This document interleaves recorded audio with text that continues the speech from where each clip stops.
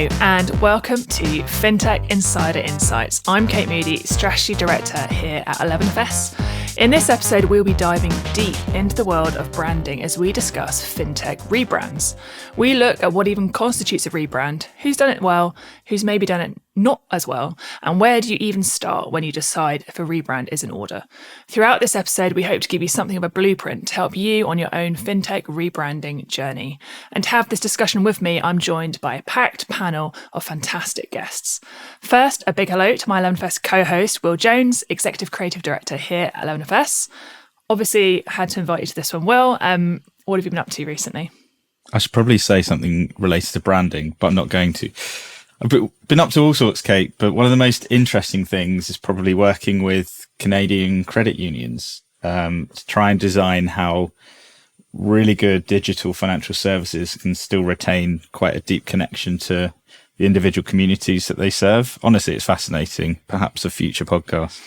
And you got to go to Canada as well, right? So that doesn't hurt. Always nice when you get a little holiday in as well. Never a holiday. It's always work.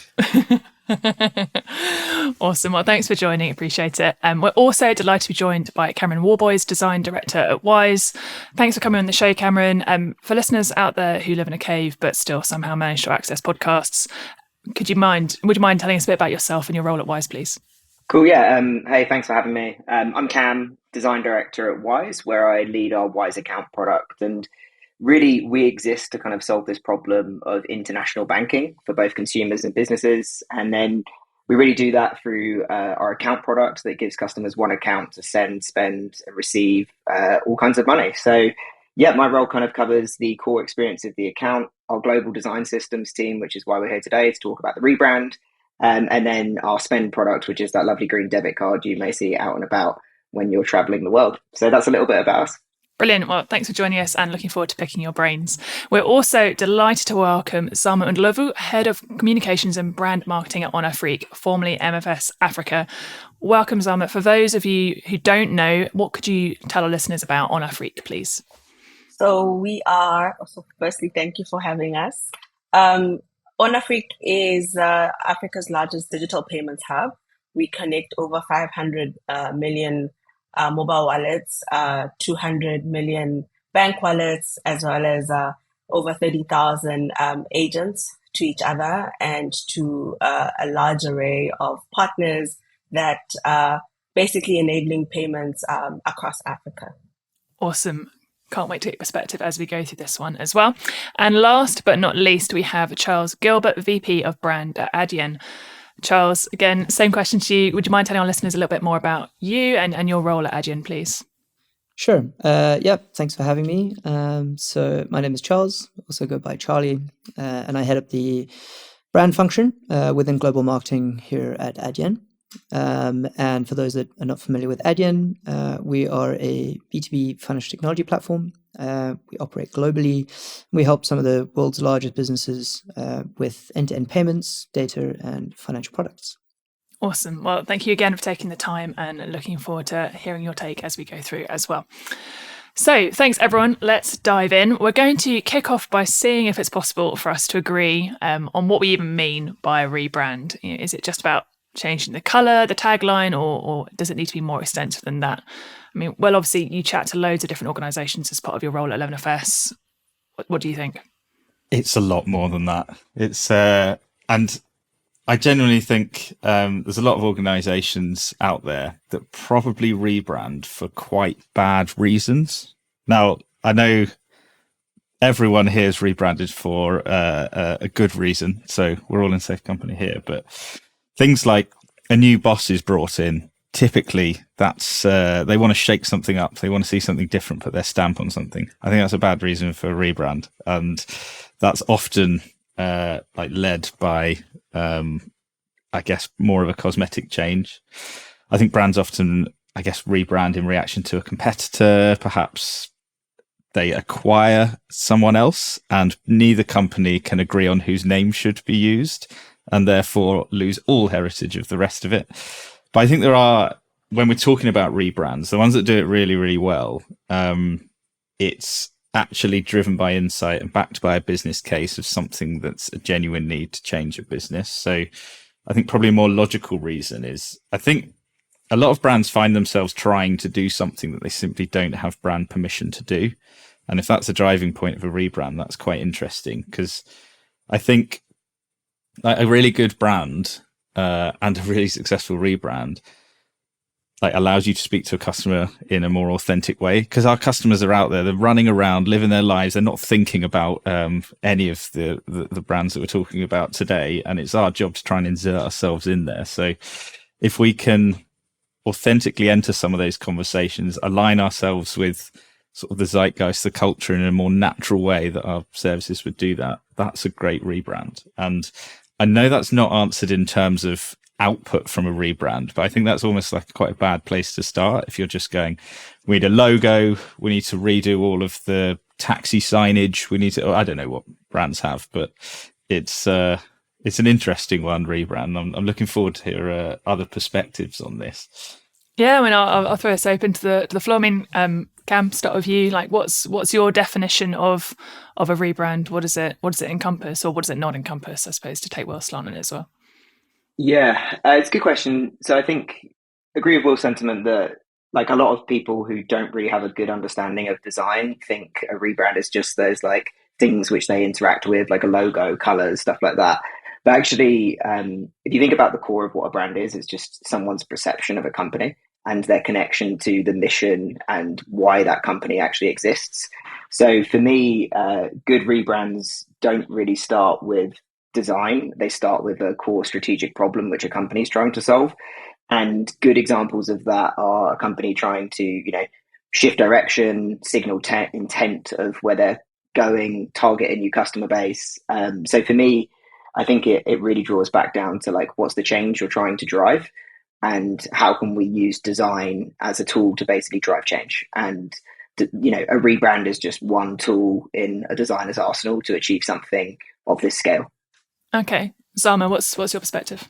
Yeah, very similar to Cam. I think a rebrand is about mission and strategic positioning. So you absolutely, the creative is the last bit, and when you do it very well, when the creative comes out, the people in the company go, aha, this is exactly what we meant.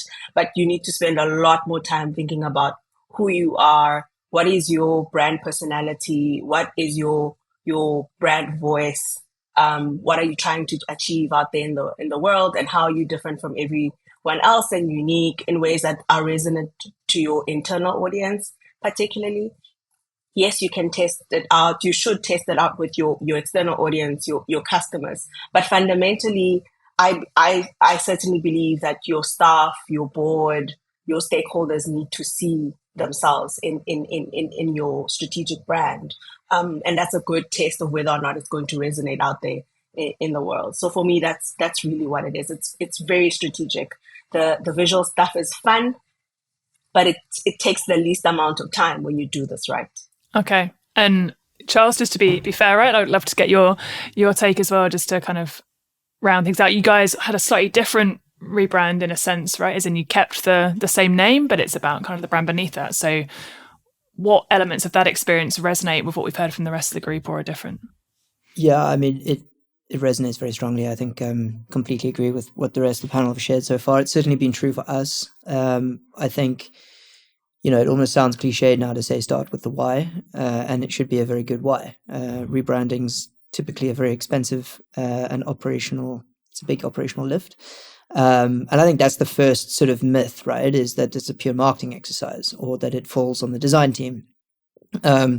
Whereas that why we say a lot at Adyen, start with the business, start with the outcome you're trying to drive. What is that strategic challenge or opportunity? For us, it wasn't a full rebrand in the traditional sense, right? We didn't touch the logo. Primary color palette stays the same. I think for us, when we really double clicked on that why, it was a bit of an inflection point for us as a business, right? And the evolving the brand was really the pointy bit. And the underlying strategy was more around, hey, in the coming years, how do we broaden our positioning? Adyen is most famous for our payments capabilities. Without going too much into the weeds of our product, the industry and the space is moving at a rapid rapid pace, and our customers are asking more and more from us as a business. Naturally, that means that we're looking at, hey, what can we do beyond core payments, and how do we signify that to the market? Yes, but I also really like what Zama said around, hey, what about that internal audience? We're in an organization now of several thousand people worldwide. How do we bring them along on this journey? How do we create a single narrative that not only has the buy-in, but that is retellable? Because I think especially when we talk about channels and tactics and, in a B2B landscape, it really starts from within rather than thinking about what is that campaign, what is that sort of billboard or TV ad that we're going to run. And I think we've all sort of agreed that it's about sort of mission and like the values of the company, the direction you're going in. But would anyone say that sometimes it's okay to do a rebrand just because you look a bit tired and dated? Or is that just a really good sign that you've probably left it too long? I think it's fine. The scale of its impact is going to be less. Like, for example, I thought the Monzo rebrand was I wouldn't call it a rebrand. I call it more of like a tidy up. It was a good little clean up, some stuff which was very much feeling a bit tired and outdated, just got a bit modernized. But it was core to its, a lot of customers might not notice it. But I guess it comes back to those goals. Again, I think they were just feeling a bit tired by it from what I understand. I like the phrase tidy up. Is that spoken as someone that's tried to get buy-in for a rebrand without using the word rebrand, or? We don't typically like the word brand at Wise. It's a word which has a lot of negative connotations associated with it because people perceive it as like intangible and kind of pithy and like designers in a room like sticking post-it notes on something. And that's not really like how we see it. We try to use the word company as much as possible because at the end of the day, when you're referring to your brand, you're just talking about Wise and what customers think of when they see Wise and when they use Wise. So we try and just like to minimize the use of that word. And yeah, that's why we called our rebrand internally was called like a visual expression. So it was all about who we are and then communicating once we figured out the why, communicating visually how we represent those ideas. Zama, I suppose it's not the same. It's not saying it's tired necessarily, but I was interested. Some of the conversations around like the MFS or Onafriq rebrand talked about the role of mergers and acquisitions. So it's not necessarily about a brand being tired, but about not reflecting where the company's at. So would you mind like giving us some perspective into kind of what that process is like and kind of how having that period of mergers and acquisitions might shape the rebranding decision making? Yeah. So let me start a few years back. So we started our rebrand journey in 2021. And in 2021, if you knew MFS Africa in 2020, the logo was Fintech blue and green. It very much was trying to fit into what Fintech logos look like at the time. And we'd been around, we were one of the older Fintechs in on the continent. So we were looking tired. And initially, the idea was let's do a visual, redo the visuals. It wasn't really about rebranding. And as we got into the process, we realized that we couldn't do good visuals without good brand. Like we had to articulate, go back to ground zero of what this brand is about. And so we did a lot of work then, and we did a rebrand, and we went from blue-green to the yellow, really striking logo, which we all loved, and a very strong brand that we still have. So fast forward to when we did the US acquisition of GTP, then the name, which we loved, with a brand that we loved, suddenly wasn't working.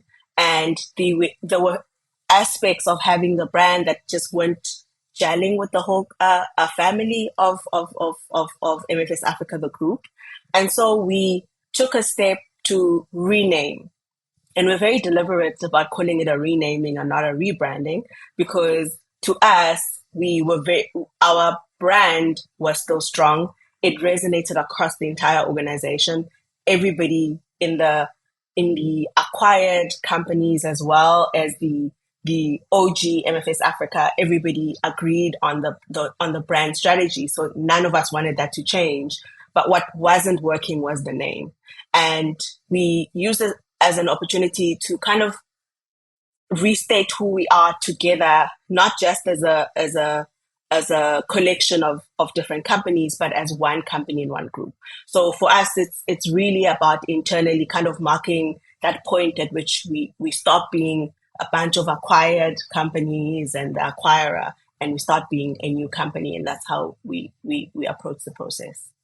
No, that's really fascinating. I'm really, I mean, I'm not a brand expert at all. I'm here really, I suppose, just for like timekeeping almost. But I'm really interested to hear almost the different nuances, like in terms of how you guys are even expressing this process within your organizations. You know, Cam's talking about, we don't talk about brand, we talk about company. You know, you're talking about it's not rebranding, it's renaming. I mean, Charles, is there anything from the Adyen perspective? Obviously, how did you guys articulate this process internally, and were there any nuances to that which you can throw into the mix for us? Yeah, I mean, I think with anything like this, there is always a risk that sort of brand or a creative exercise is seen, especially in our world, right? I mean, 50% of our internal audience are engineers and developers. So there is always that risk of like, it's intangible, it's a little fluffy. In terms of language, we very much spoke about it as an evolution for various reasons. I mean, the first one is that that's absolutely what it is. We didn't necessarily want to do a full rebrand. There was no strategic reason to drive that. I think one of the ways we contextualized it for the internal audience was absolutely positioning it as an evolution. But when it came to things like the tagline, we spoke about it more in the context of a creative platform. Why? Well, there was a good reason. We really wanted to tie it to a business need.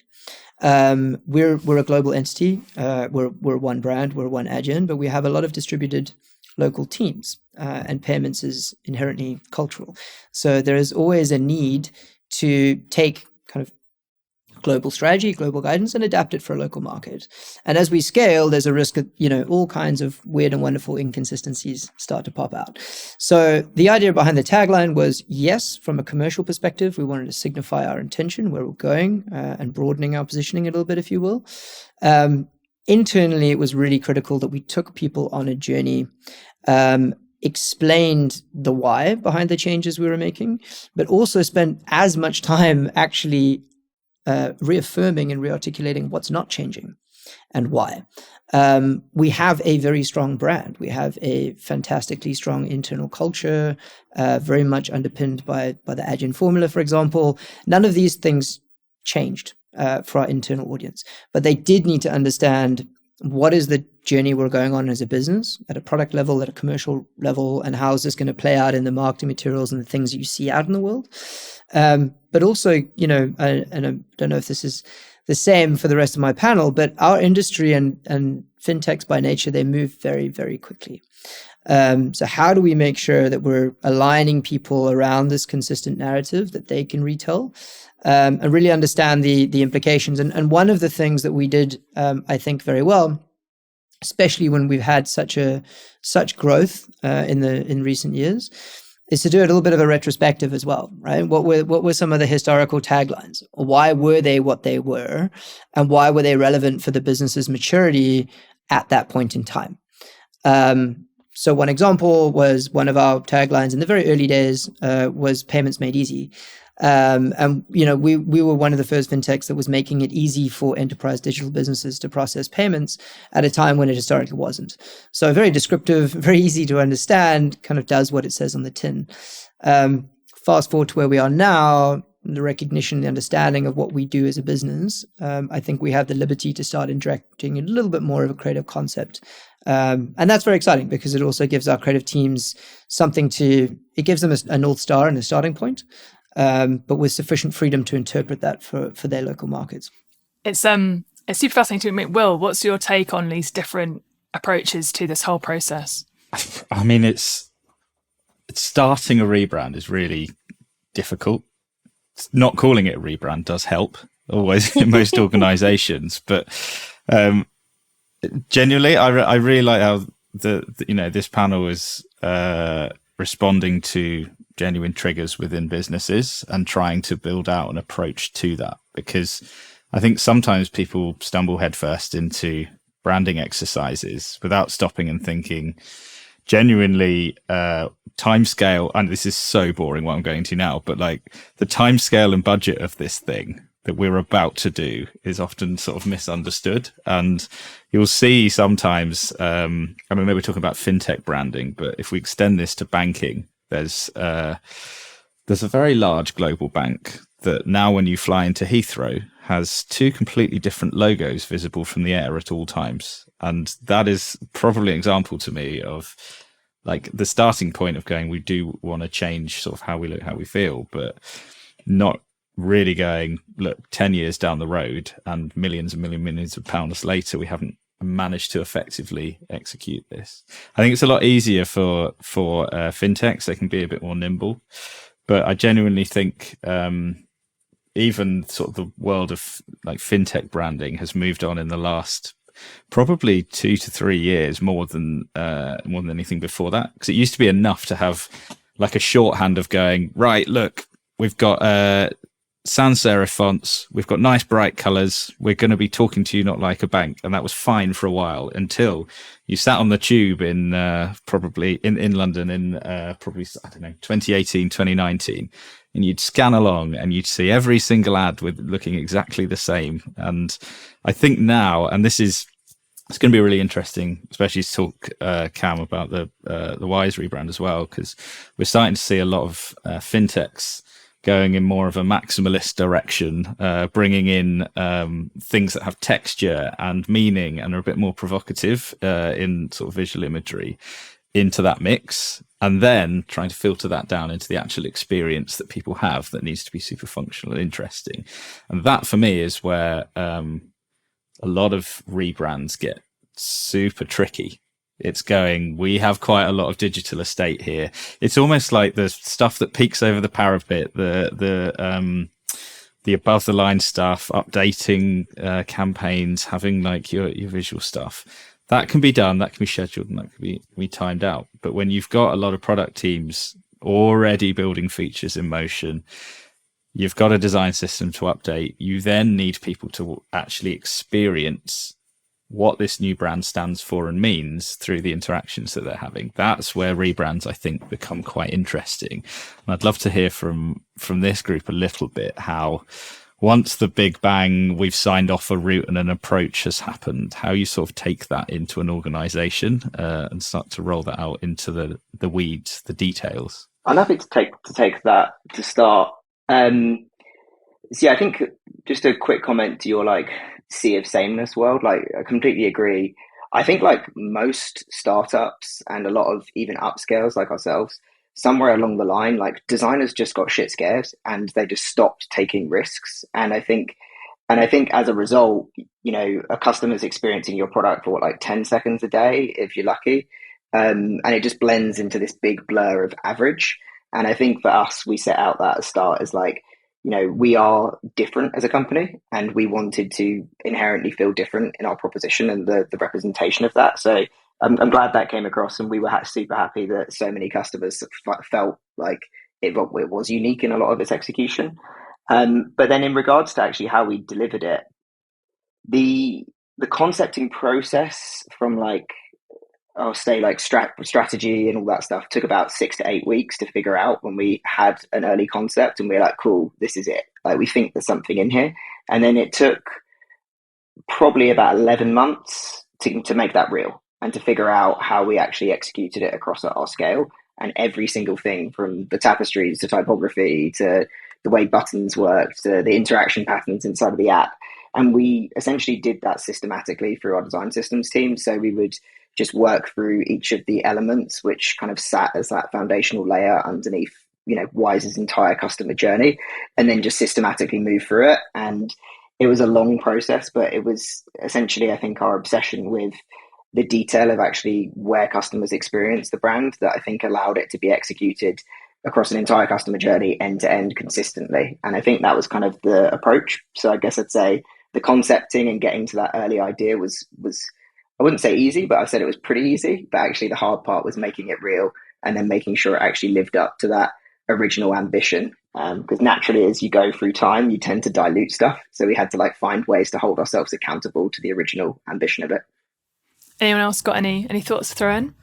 I think maybe just on the sort of more B2B perspective, as this wasn't, you know, so I mean, obviously similar-ish approach, I think, to CAMS in terms of how do we pull this through at every level. I think for us, seeing as we didn't do a massive visual update, ours was spending quite a lot of time more on the sort of the messaging and the narrative, not just internally, but also, of course, sitting down with, PR agencies, sitting down with the content team, sitting down with anyone who's really going to build the brand through messaging externally, is making sure that they really understand the sentiment behind the tagline, the sentiment behind the narrative, and why it's true for our business. Because I think one thing we all have in common here, and maybe you agree or disagree, but I suspect is that, you typically face one of two challenges, right? Either you have very complex value proposition that you're trying to explain.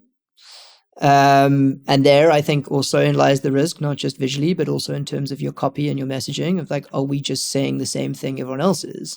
Are we using the same buzzwords that don't necessarily mean anything? What is the sort of emotive hook? What is the thing that we're tapping into? Or alternatively, the value proposition is almost indistinguishable from the competitors.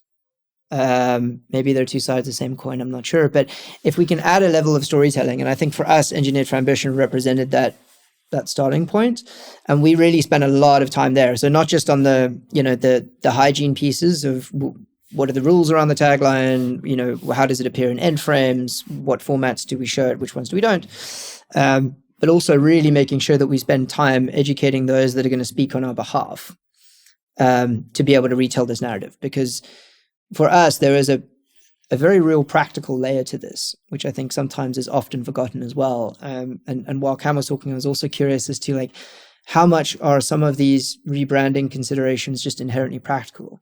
If I look at a lot of B2C rebrands recently, they're all starting to look kind of similar. And I'm wondering how much is the fact that they need to have an app influencing the look and feel, or how much are the real practical constraints of digital channels actually influencing some of the creative choices that we make?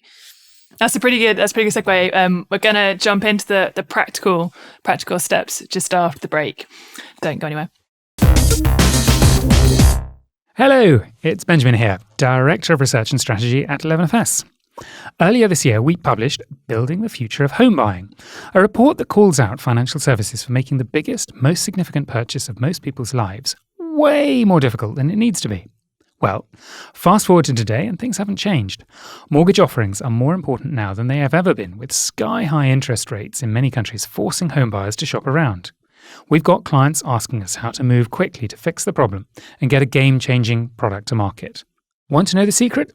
Step 1, download the report at 11fs.com/homebuying. Step 2, get in touch at 11fs.com/ventures. Speak soon. Hello and welcome, LFG people, to Fintech Insider, Blockchain Insider, 11FS Spotlight, 11FS Explores, Open Mic Night, After Dark. Through our podcasts, videos, newsletters, and live events, we have a direct line to a truly global fintech community. So if you're looking to sponsor and collaborate on content that connects with everybody from fintech beginners to the biggest VCs, then chat to our team at sponsors@11fs.com or visit 11fs.com to find out more. Long live the community.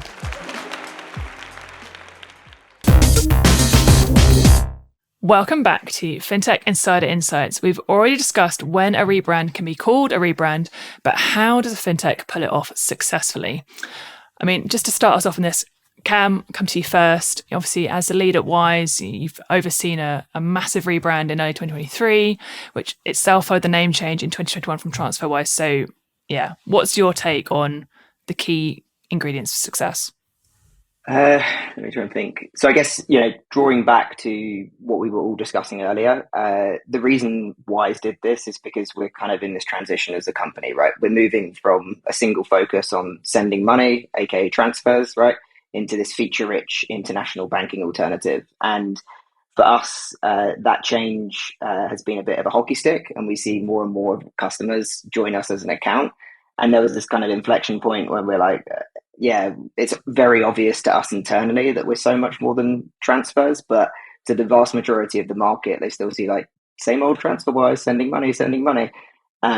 So that was really the precursor to it, I guess. So it was quite an obvious change. As far as like the two steps of changing name and then going through the bigger upgrade, I think part of it was just due with technical complexity and how much you could bite off at the same time.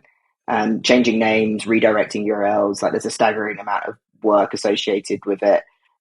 So we were just honest with ourselves, I guess. It was a discussion, but wasn't one which we felt was warranted. And then the actual bigger kind of rebrand was just a continuation of that story, right? We knew where we were going as a company. So we spent more time kind of refining the core problems that we needed our new design system to solve, work in more markets, resonate with more people globally, and really allow us to stand out from the pack to both businesses and consumers.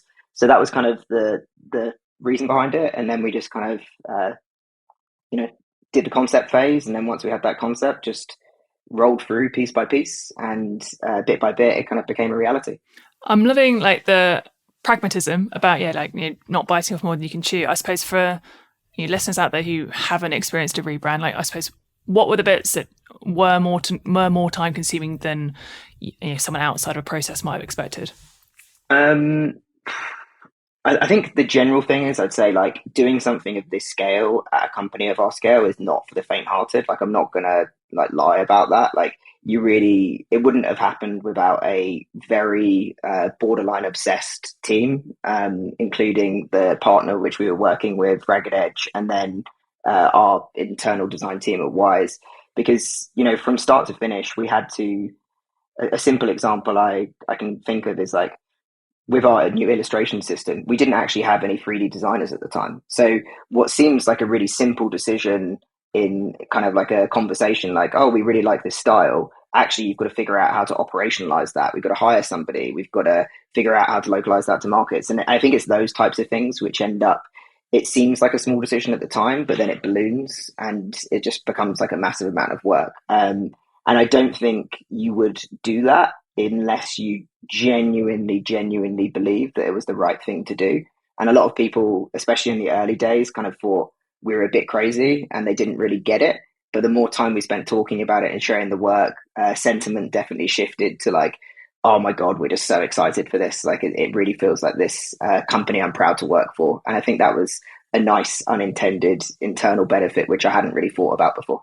Yeah, it must have had such a good effect on employer brand. I found it really interesting you saying that you start with the identity and then you work out if you need to hire some people to actually execute it. I've worked with companies or at places before where we've taken a look at some concepts and gone, well, actually, what are all the ways someone's actually going to mess this up when we put it out into the world? And it's almost that for a lot of people stops them being brave, or companies going, well, look, it looks great on paper. It sounds great on paper, but once you start to execute this, it's going to become weakened and ruined, and someone's going to not be able to do that thing. So I find it really interesting that you looked at that and went, well, 3D designers are required quite clearly, because then it stops you reusing the same assets and keeps it fresh and allows you to tell different stories in the same style. And I think that is really key to the success of these things.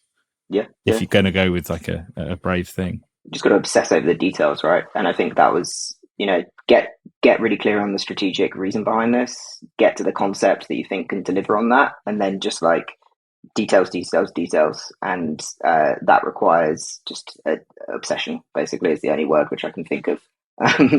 Zama, I saw like a ton of head nodding as Cam was talking that through. I'm guessing, for Cam, this is like thinking back, and for you, this is like what you're probably like living and breathing right now, right? So what are you experiencing? I suppose first and foremost, like, we're trying to work out what is it that makes a fintech rebrand a success. So I guess it's maybe too early for you guys to absolutely know that for sure. But what are the key success metrics or markers that you're looking for or hoping to see as this plays out in market? Well, I'll start with the internal aspects of it. So for us, I think what we knew, because we had rebranded before and kept the same name, we knew how important the planning aspects are in this. B2B is a little bit different because when you rebrand, particularly when you change your name in B2B, for us, there are tech changes that we need to make along with our partners. And so it's not just us who are feeling kind of the additional work. It's also our partners who are going to have to be part of the work of making those changes.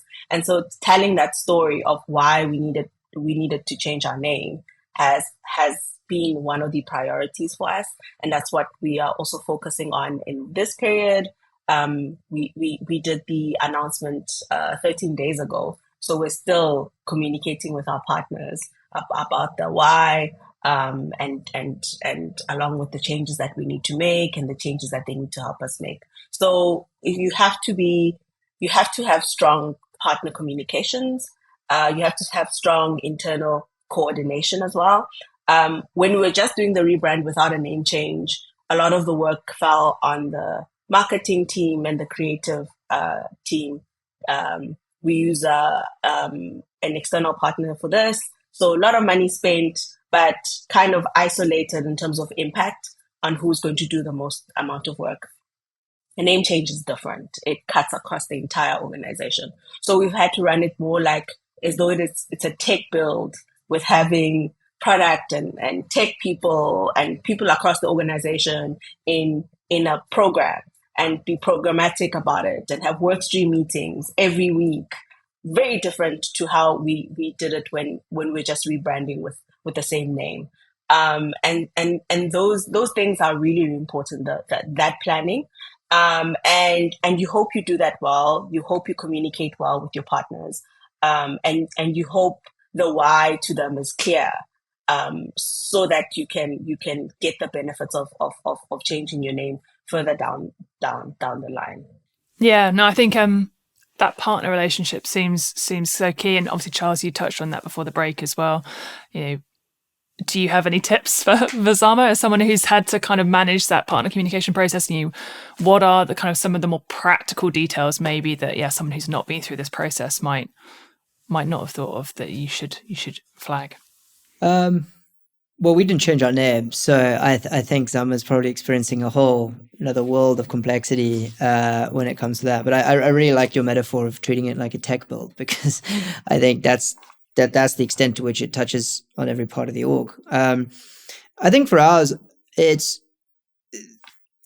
was a level of acceptance, I think, and I'll just talk about the tagline, right? Is that it's not necessarily going to be as groundbreaking for every single person in the organization, right? And you have to accept that, okay, our baby and our big project is not necessarily going to have an immediate impact on somebody in a far-flung location who's perhaps less involved in this world.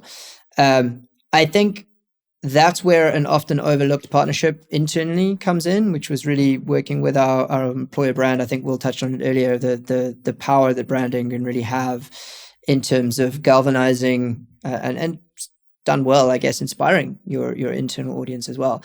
For us, I think what we did was spend quite a lot of time with our internal comms team, mapping out how to get that message right, because the sort of memo that you share with your executive board, how you translate this and contextualize it for agency partners or marketing folk or indeed others, there's nuance to that story, right? There's different levels of how much am I going to care and what does this really mean for me? How can I use this? How do I make it practical?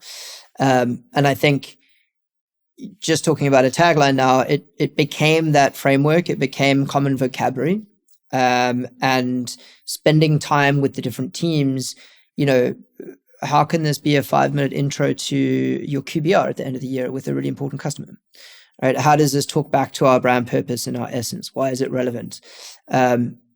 It's so much more than just, this is the latest Keynote template. Please be sure to use it and delete all the other ones off your hard drive. Which nobody ever does, right? So no, that remains a challenge. Yeah.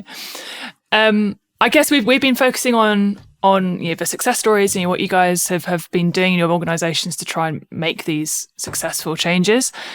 I suppose if we flip into slightly more sort of pessimistic mood, or we're trying to kind of think more critically, can we be open and honest? Are there any kind of mistakes that you guys have seen in your processes, or either historically or as they're happening now, that you think our listeners can learn from?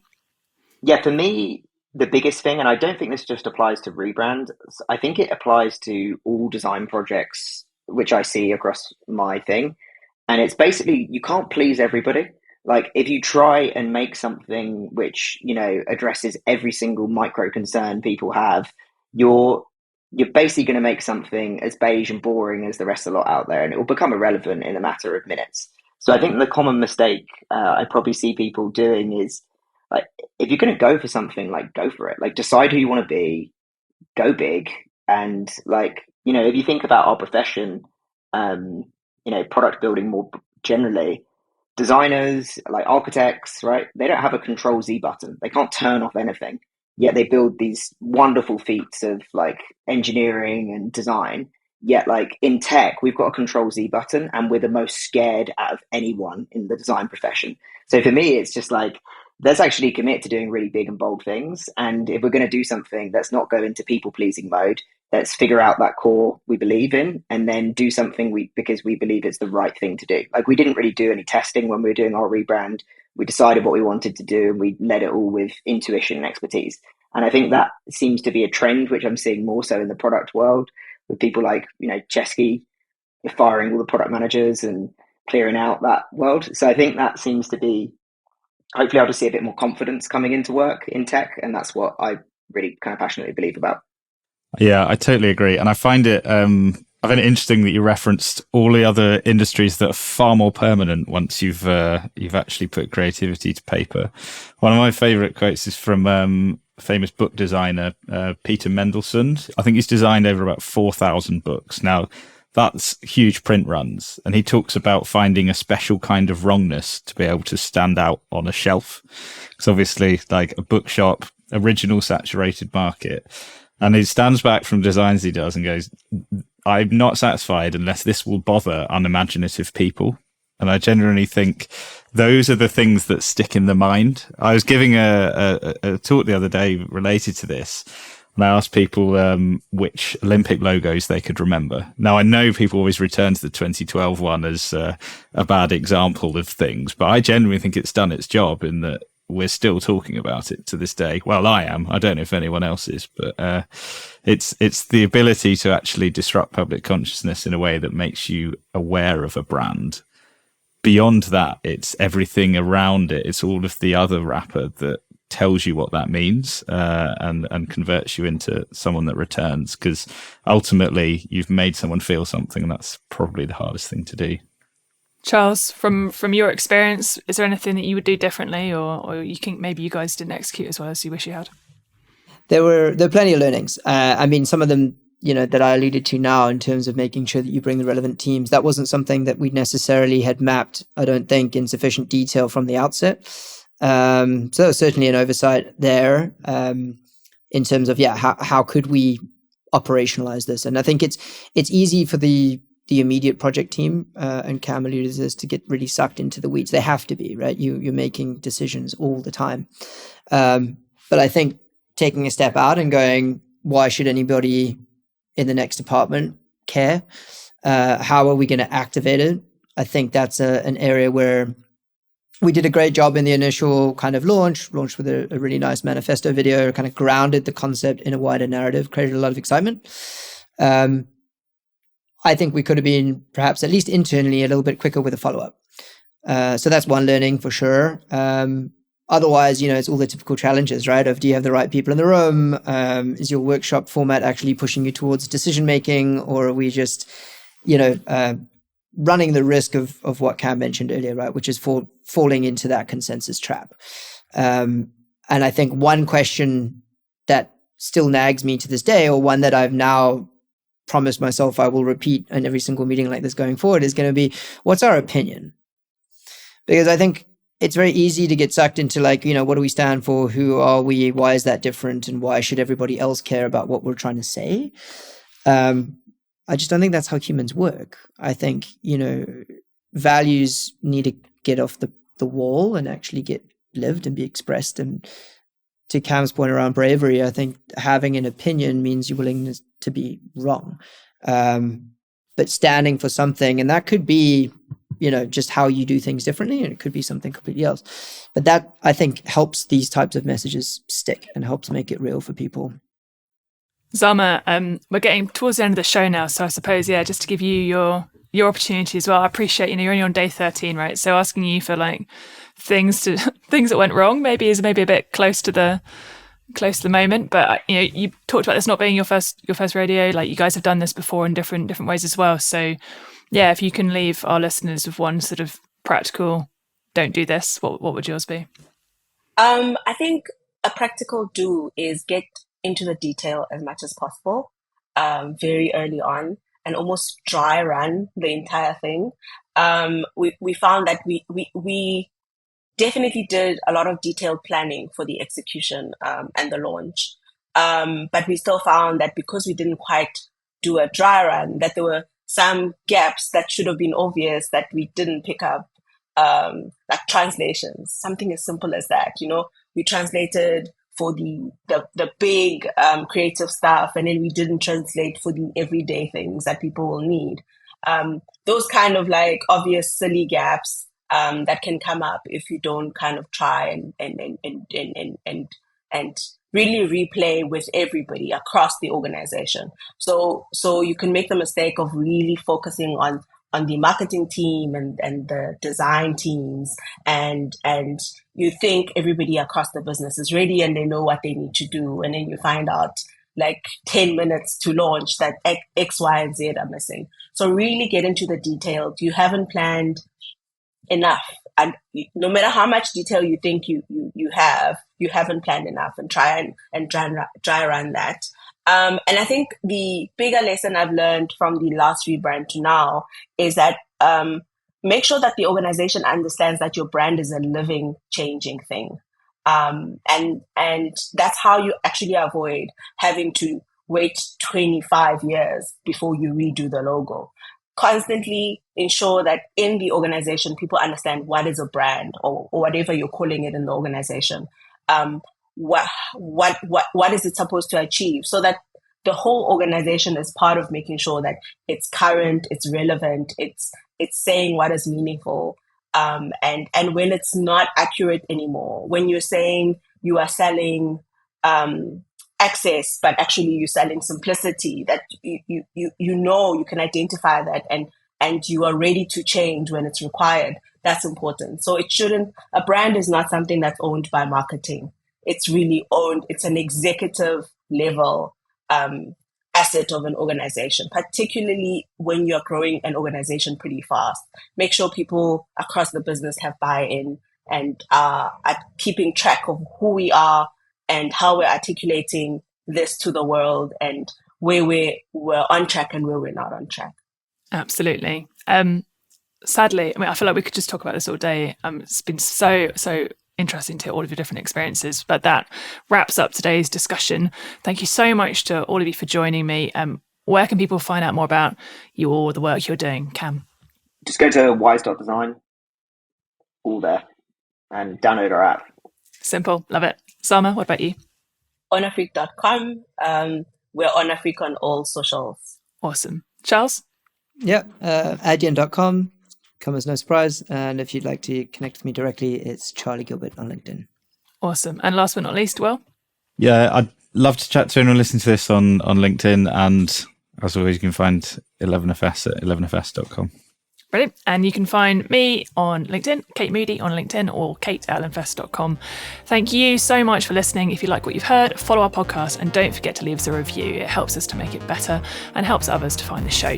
As always, if you want to join the conversation, find us on social media. Just search for 11FS or Fintech Insider, or email podcasts@11fs.com. Thanks very much. Goodbye.